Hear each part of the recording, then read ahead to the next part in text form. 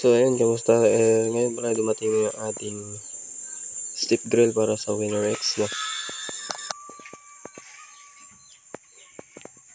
Ngayon ay mag-i-install pala tayo nitong steep grill.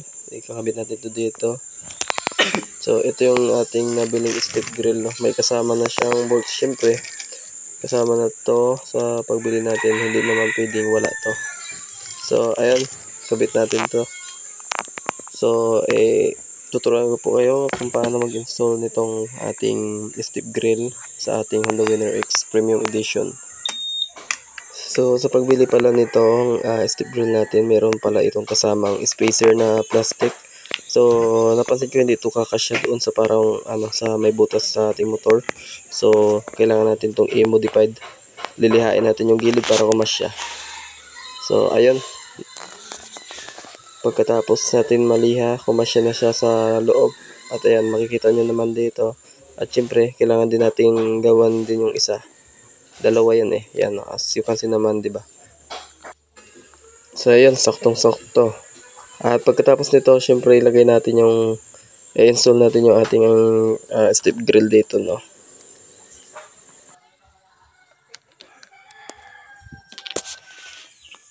So ayun, kinailangan kong tanggalin yung upuan ko kasi mahirap tanggalin tong dalawang allen screw.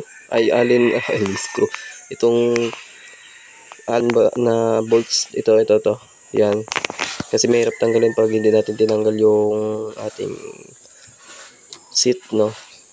Napakahaba kasi nung allen natin. So ayan, tanggalin lang muna natin.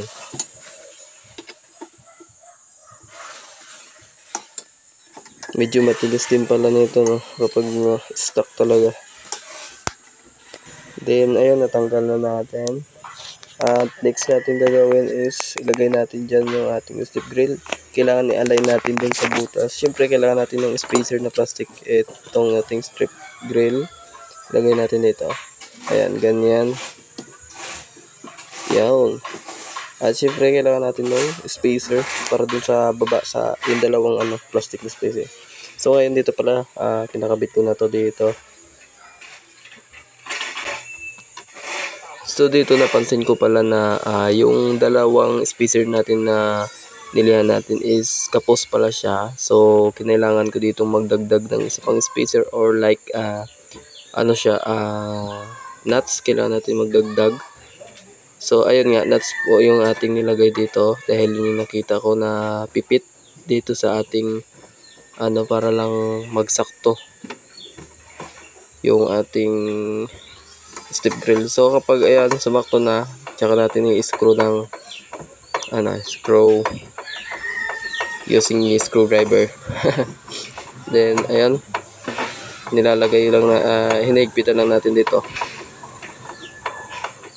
Then pagkatapos okay na tong ating steep grill, tsaka lang natin higpitan ulit yung sa allen. Then balik natin yung upaan. Ito na pala yung nilagay kong nuts para magsilbing spacer, no. Ayan, as you can see, ayan, nakikita nyo naman, di ba?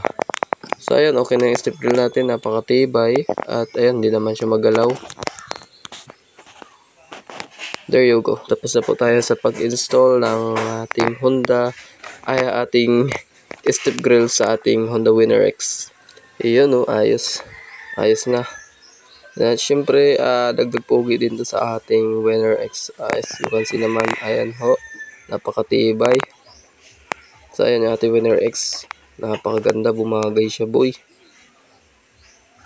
At ayun, hanggang dito lang po muna tayo. At hope you like this video, and mag-iwan lang po kayo ng like dyan at mag-comment. At syempre subscribe.